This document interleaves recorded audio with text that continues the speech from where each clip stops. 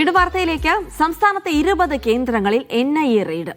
എറണാകുളം, പാലക്കാട്, തൃശൂർ ജില്ലകളിലാണ് റെയ്ഡ് നടക്കുന്നത്. സിബി ജോസഫ് വിവരങ്ങൾ നൽകും. സിബി, എവിടെയൊക്കെയാണ് റെയ്ഡ് നടക്കുന്നത്? ഏത് കേസുമായി ബന്ധപ്പെട്ടാണ് നിലവിൽ റെയ്ഡ്?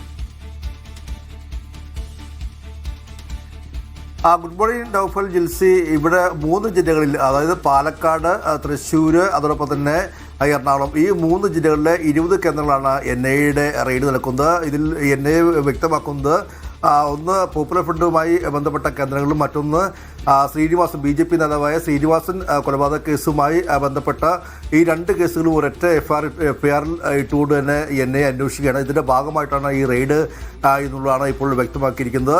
ഈ ശ്രീനിവാസൻ കൊലപാതക കേസുമായി ബന്ധപ്പെട്ടുകൊണ്ട് ഇനിയും 6 പേരെ കൂടി പിടികൂടാനുണ്ടെന്നും NIA വ്യക്തമാക്കുന്നു. ഇതിൻ്റെ ഭാഗമായിട്ടാണ് തൃശ്ശൂരിൽ ചാവക്കാടും എറണാകുളം ജില്ലയിൽ ആലുവയിലും കൂടാതെ പാലക്കാടും അങ്ങനെ 3 ജില്ലകളായി 20 കേന്ദ്രങ്ങളിൽ NIAയുടെ റെയ്ഡ് നടക്കുന്നത്.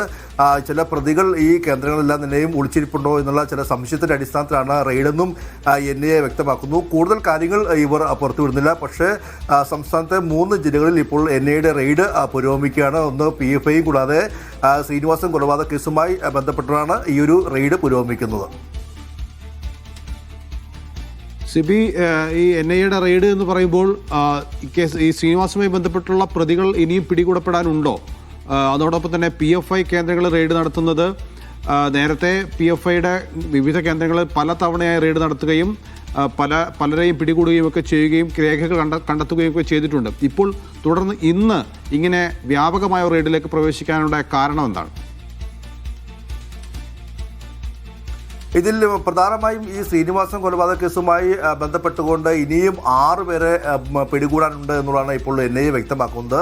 ഇതിൻ്റെ ഭാഗമായിട്ട് തന്നെയാണ് ഈ ഒരു റെയ്ഡ് നടക്കുന്നത്. കൂടാതെ ഈ ഒരു PFIയുടെ കേന്ദ്രങ്ങളിൽ നേരത്തെ നൗഫൽ പറഞ്ഞ പോലെ തന്നെ PFIയുടെ കേന്ദ്രങ്ങളിൽ നേരത്തെ നിരവധി പരിശോധന നടത്തുകയും കൂടാതെ ചില രേഖകളടക്കം പിടിച്ചെടുക്കുകയും ചെയ്തിരുന്നു. പ്രധാനപ്പെട്ട നേതാക്കളെല്ലാം തന്നെയും ജയിലിൽ കിടക്കുന്ന ഒരു സാഹചര്യം കൂടിയുണ്ട്. പക്ഷേ ഈ ഒരു PFIയുമായി ബന്ധപ്പെട്ട കേസും ഈ ശ്രീനിവാസൻ കൊലപാതക കേസും ഒറ്റ FIR ആയി ഇട്ടുകൊണ്ട് തന്നെ NIA ഇപ്പോൾ അന്വേഷണം പുരോഗമിക്കുന്നു എന്നുള്ളതാണ് വ്യക്തമാക്കുന്നത്.